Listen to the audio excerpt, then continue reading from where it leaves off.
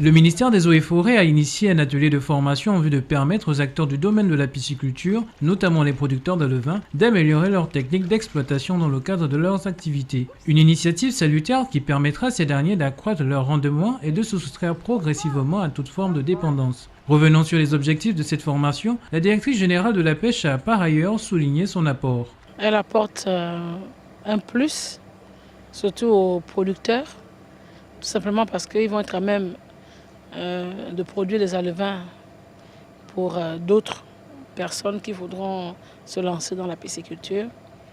C'est un apport vraiment immense. Vous n'imaginez pas combien de fois cet apport est une richesse dans la main de ces producteurs, parce que quand vous êtes dépendant de quelqu'un qui vous donne l'aliment ou qui vous donne les alevins et que ces personnes-là n'ont pas, vous êtes bloqué. Alors qu'on leur a appris aujourd'hui à produire des alevins.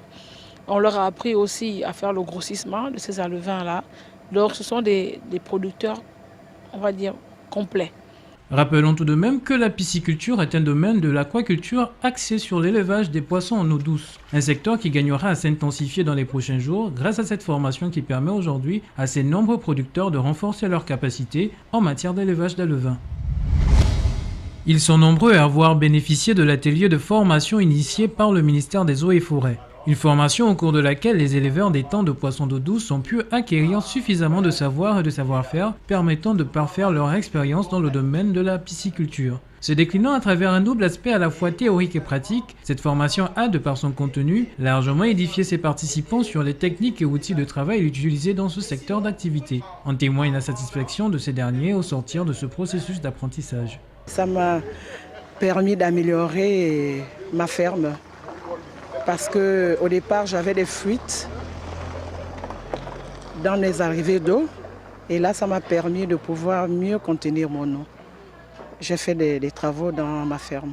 Améliorer le rendement des producteurs d'alevins, tel a été donc l'objectif de cet atelier placé sous les auspices du ministère des Eaux et Forêts. Voilà une résolution qui permettra de vulgariser ce secteur d'activité en plein essor qui, pourtant, reste encore assez mal connu de tous.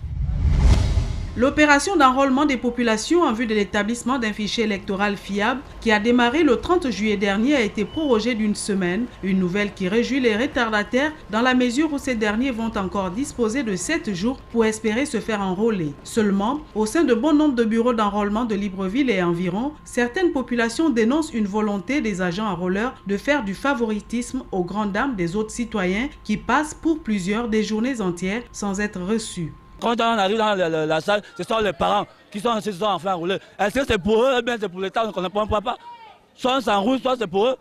Les policiers amènent les gens, nous on amène les gens, nous on fait comment? On n'est pas venu pour assister les autres, on est venu pour se faire enrôler. Après on va dire qu'on a les gamins, on ne va pas se faire enrôler. Ici, les torts sont partagés. Lorsqu'on sait que bon nombre de citoyens avaient, comme à leur habitude, expressément attendu les derniers jours pour se présenter devant un bureau d'enrôlement. Mais en dépit de tout ceci, tous les citoyens devaient être pris au même pied d'égalité pour amener le plus grand nombre à être capables d'accomplir librement leurs devoirs civiques au moment venu.